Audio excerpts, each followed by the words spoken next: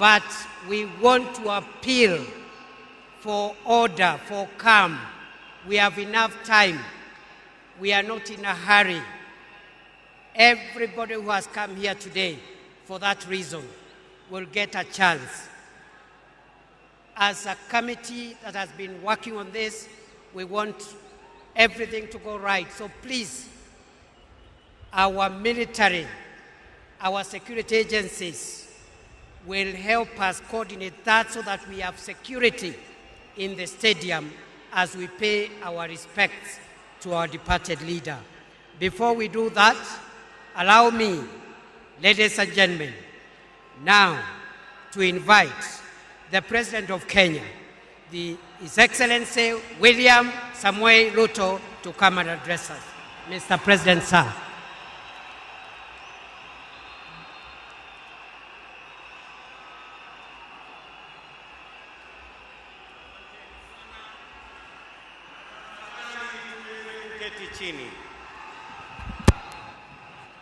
Fellow citizens, friends of Kenya from across the world, distinguished guests, ladies and gentlemen, every once in a generation, there comes a leader whose impact transcends their moment, whose courage inspires change, and whose vision shapes destinies. My brother, Raila Amolo Odinga, was one such leader. Across space and time, there are few exceptional persons who, when summoned by the call of history, rise to meet the challenges and opportunities of their time with indomitable vigor, with absolute conviction, and with unwavering valor.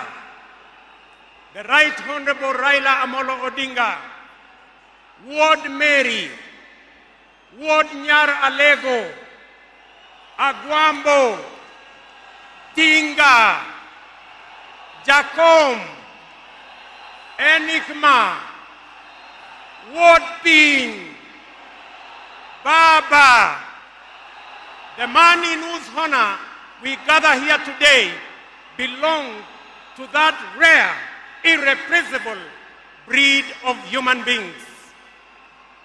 My dear brother Raila Amolo Odinga, as we bid you farewell, we do so with the deepest gratitude as a nation and as a people. We grieve your loss.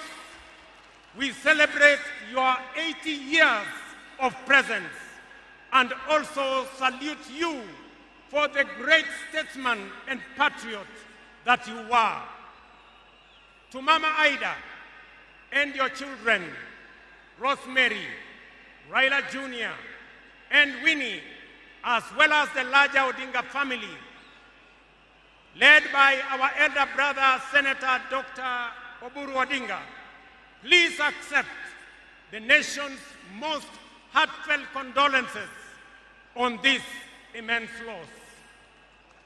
Kenya stands with you in this moment of sorrow. We share in your inexpressible grief, but we also share in your pride for your husband, your father, your brother, and your kin, who belonged not only to you, but also to us.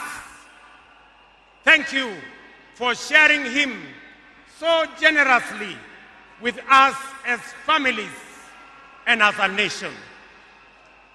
Amolo may no longer walk with us, but his spirit lives within every Kenyan and every African. Such was the depth of his influence and impact that even in his absence, his presence endures. Fellow citizens, we gather here today not just to mourn the passing on of Baba, but celebrate his purpose, his vision, and his ideals.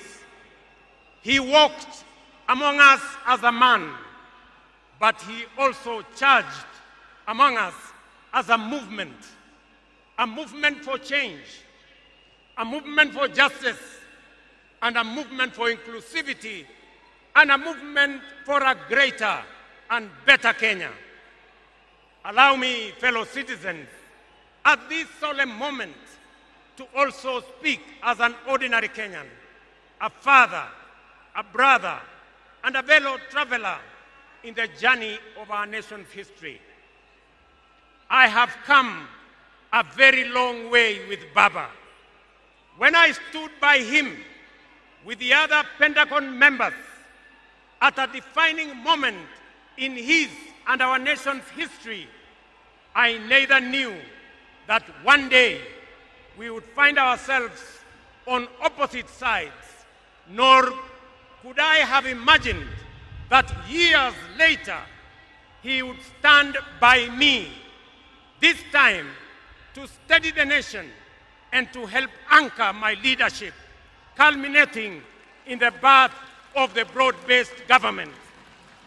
To you, Baba, I owe you, and I am truly and eternally grateful that our paths crossed and that we shared this journey together. We have been both collaborators and competitors, friends and rivals, but always patriotic Kenyans, united by a dream greater than ourselves, a dream bigger than any partisan divide, a dream of a united motherland called Kenya.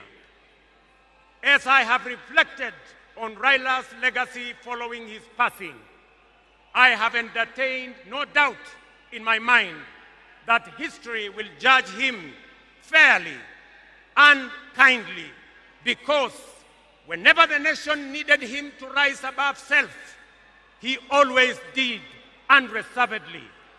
Whenever Kenya needed reason, he became the voice of reason courageously. And whenever the country needed a hand of reconciliation, he offered it without hesitation. Perhaps one of the greatest lessons he taught us was this: in the noble task of statecraft and nation building, there is room for all of us, competitors and collaborators, rivals and allies, bound together by one higher purpose, the greater good of our republic. Fellow citizens, those who worked closely with the Honorable Raila Amolo Odinga know that he was irrevocably stubborn in his vision for a just, prosperous, and united Kenya, a nation where opportunity belonged to all and justice favors none. In Tinga, Kenya found a reformer, a moral compass, a reconciler.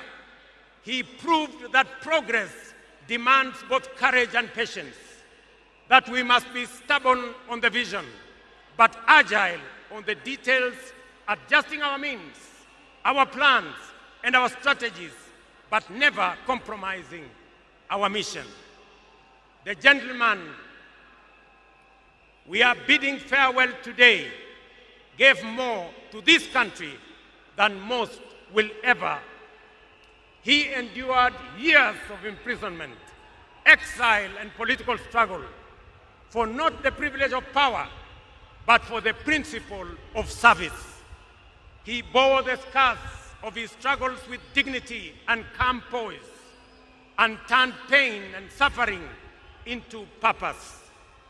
Jacom was also at home in the humblest of homes and at ease on the grandest of global stages. His heart belonged to the people. He shared in their pain, rejoiced in their victories, and never lost faith in the people's goodness. Fellow monarchs, one of the Honorable Raila Odinga's favorite songs was Jamaica, Farewell by Harry Belafonte, a melody of longing and gentle sorrow. he often broke into a dance and with a big smile sang, "Round the Bay of Mexico, where the sun..."